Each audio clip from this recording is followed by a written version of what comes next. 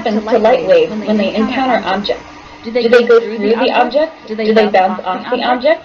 When a light wave strikes the surface of an object, a variety of things can happen. One of these things is called resonance. When resonance occurs between a light wave and an object, the object absorbs the energy of that light wave. The light energy stays inside the object when resonance occurs. But what about when resonance does not occur? What happens to light waves that are reflected off the object or transmitted through the object? In this lesson, we're going to study light waves a little further in order to understand transparency and opacity. An object is said to be transparent when light passes through it without being dispersed or scattered. Clear glass is transparent and clean water is transparent. Although light travels through these materials, we know that they also block things like wind, sound waves, and the movements of people and animals. For example, you can't walk through glass, so how can a light wave pass through the glass without being changed at all? Light waves are absorbed by an object when the frequency of the light wave matches the resonant frequency of the object. Absorption occurs when none of the light waves are transmitted through the object. Transmission, if you weren't sure, just means the passing of electromagnetic waves through a material. In the case of objects that are transparent, all of the light waves pass through. Transparent objects exhibit complete transmission of the light waves through the object. What really happens inside glass materials when a light wave passes through? We know that there aren't any tunnels connecting one side to the other, so what's going on? When a light wave strikes the surface of the glass, it sets the electrons vibrating at a certain frequency. This frequency is not the resonant frequency of the glass. The vibrations pass from the surface atoms to the neighboring atoms and then on to more atoms through the bulk of the glass. The frequency doesn't change when the vibrations pass from one atom to another. Once this energy gets to the other side of the glass, it is re-emitted from the opposite surface. The light wave effectively passes through the glass unchanged. As a result, we can see straight through the glass, almost as though it isn't even there. So now you know. Transparency occurs because of the transmission of light waves through the bulk of an object. What about objects that are translucent? What's happening when light is scattered as it passes through an object? The scattering of light is related to a subject called refraction, but we won't be discussing that in this lesson. We're going to talk about opaque materials next. So we've learned that light waves are absorbed when they resonate with an object. They're transmitted when they pass through the atoms of an object. But what if a light wave does neither of these things? When a light wave is neither absorbed nor transmitted by an object, then it is reflected. Reflection is a change in the direction of a wave when it strikes a surface. Reflection can be specular, as in glossy or smooth surface objects, or it can be diffuse, as in objects with rough surfaces. In either case, reflection occurs because the vibrations of the surface electrons do not pass their energy down through the material.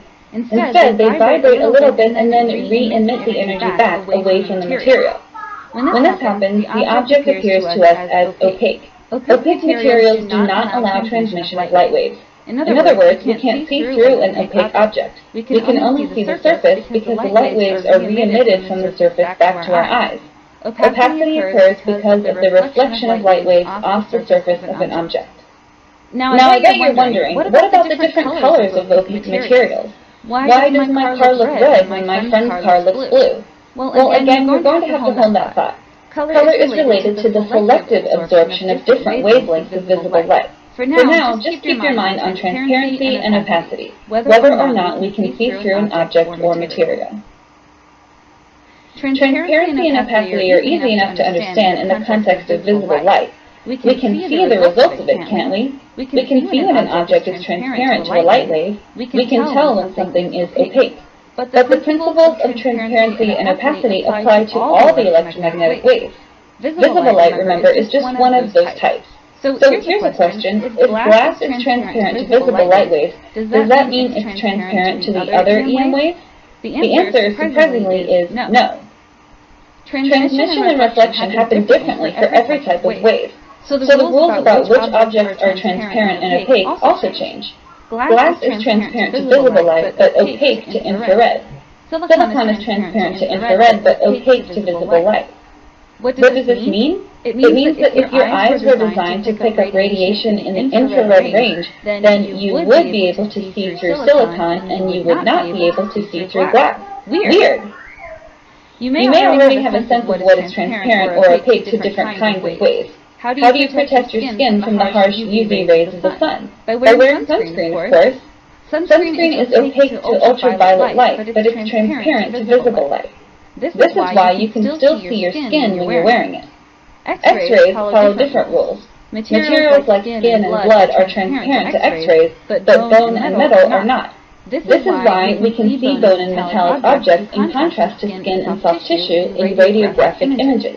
The transparencies and opacities of the different EM waves dictate how we use modern technology and materials. Radio waves pass through brick walls, but not through steel. Gamma rays pass through outer space, but not through our atmosphere. Just imagine strange things you would see if you could perceive light in the other regions of the electromagnetic spectrum. What if you could see through the walls of a building and still be unable to see the skin of your hand? In the end, I guess I'm glad that I can only see with visible light. The transparency and opacity of objects depends on how light waves interact with the materials of those objects. Light waves cause vibrations in surface atoms, which are either absorbed, transmitted, or reflected. Transparency is caused by the transmission of light waves. If the vibrational energy of a light wave is passed through the object, then the object appears clear or transparent. If the energy only causes vibrations in the surface before reflecting off the object, then the object appears opaque. Therefore, opacity is caused by the reflection of light waves.